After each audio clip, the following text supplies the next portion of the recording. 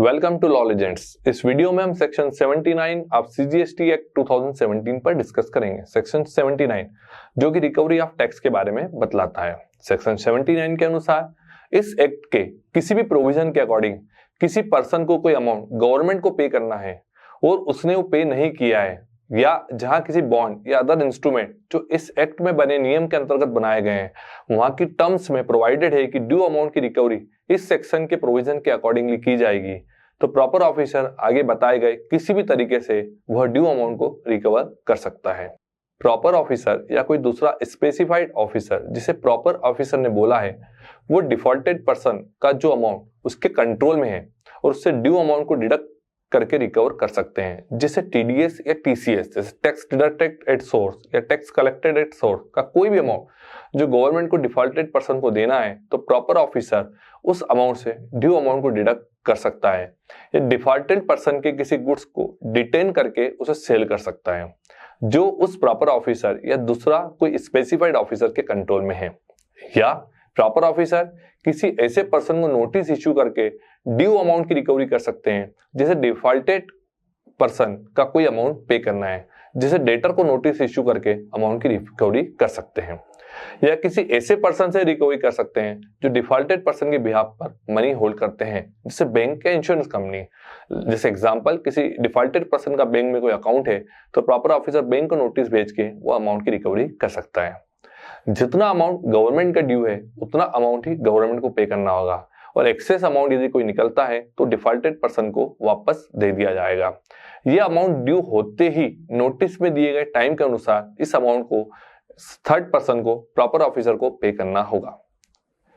Next point, every person जिसे notice serve हुआ है डिफॉल्टेड पर्सन के बिहाफ पे अमाउंट पे करने का, तो वो अमाउंट पे करने के लिए बॉन्ड है, मतलब बाध्य है, और जहां नोटिस पोस्ट ऑफिस, बैंक या इंश्योरेंस कंपनी को दिया है वहां जरूरी नहीं है कि पेमेंट करने के पहले पासबुक, डिपॉजिट रिसिप्ट, पॉलिसी या कोई अन्य डॉक्यूमेंट मांगे। मींस उन्हें नोटिस मिलते ही वो अमाउंट गवर्नमेंट को पे करना होगी। नेक्स्ट पॉइंट, अगर कोई पर्सन जिसे डिफॉल्टेड पर्सन के बिहाफ पर अमाउंट पे करना है वो with in time period amount पे नहीं करता है तो उसे ही ड्यू अमाउंट के लिए डिफॉल्टर मान लिया जाएगा और उसी से अमाउंट रिकवर किया जाएगा, और उस पर इस एक्ट के सारे प्रोविजन अप्लाई होंगे। नेक्स्ट पॉइंट, जो नोटिस प्रॉपर ऑफिसर इश्यू कर रहे हैं वो कभी भी नोटिस को अमेंड या रिवोक कर सकते हैं, मींस वापस भी ले सकते हैं, या नोटिस में दिए गए टाइम पीरियड को एक्सटेंड भी कर सकते हैं। नेक्स्ट पॉइंट, यदि कोई पर्सन जिसे डिफॉल्टेड पर्सन के बिहाफ पे नोटिस के कंप्लायंस में ड्यू अमाउंट पे किया है, ये मान लिया जाएगा कि उस पर्सन की पेड अमाउंट तक की लायबिलिटी डिस्चार्ज हो गई है, और डिफॉल्टेड पर्सन के रिगार्ड्स में मतलब जितना अमाउंट गवर्नमेंट को पे किया है वो मान लिया जाएगा कि उतना पर्सन उस डिफॉल्टेड पर्सन ने पे कर दिया है। नेक्स्ट पॉइंट, जहां किसी पर्सन के नोटिस इश्यू होने के बाद डिफॉल्टेड पर्सन को कोई अमाउंट पे कर दिया है तो जितना अमाउंट डिफॉल्टेड पर्सन ने पे किया है वो अमाउंट वो गवर्नमेंट को पे करने के लिए पर्सनली लायबल होगा, क्योंकि उसने नोटिस मिलने के बाद भी नोटिस को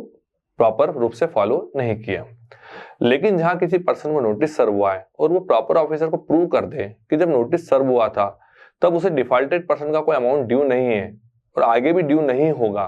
और वो डिफॉल्टेड पर्सन का कोई अमाउंट होल्ड नहीं करता या आगे भी होल्ड नहीं करेगा, तो वो गवर्नमेंट का अमाउंट पे करने के लिए लायबल नहीं होगा। प्रॉपर ऑफिसर इस एक्ट के रूल्स के अकॉर्डिंग डिफॉल्टेड पर्सन की किसी भी मूवेबल या इनमूवेबल प्रॉपर्टी जिसका वो मालिक है या उसके कंट्रोल में है तो उसे डिटेन कर सकते हैं, और डिटेंशन तब तक होगी जब तक उससे ड्यू पेमेंट रिकवर नहीं हो जाता। पेमेंट डिटेंशन के 30 डेज के अंदर नहीं होता है तो डिटेन प्रॉपर्टी को सेल कर दिया जाएगा, और बेचने की जो कॉस्ट आएगी वो भी उससे रिकवर की जाएगी, जैसे सेल्स कंसिडरेशन में से due amount, cost of sales, cost of keeping को भी रिकवर कर लिया जाएगा।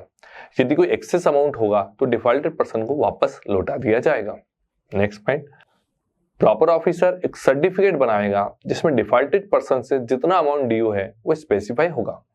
और इस सर्टिफिकेट को डिफॉल्टेड पर्सन जहां पे कोई प्रॉपर्टी वो रखता है या रहता है या जहां पर वो अपना बिजनेस रन करता है उस डिस्ट्रिक्ट के कलेक्टर या गवर्नमेंट द्वारा कोई अथॉराइज ऑफिसर को भेजी जाएगी, और सर्टिफिकेट मिलने पर डिफॉल्टेड पर्सन से एरियर ऑफ लैंड रेवेन्यू की प्रोसेस की तरह उस बची हुई अमाउंट को रिकवर किया जाएगा। Next point, code of criminal procedure के किसी बात के होते हुए भी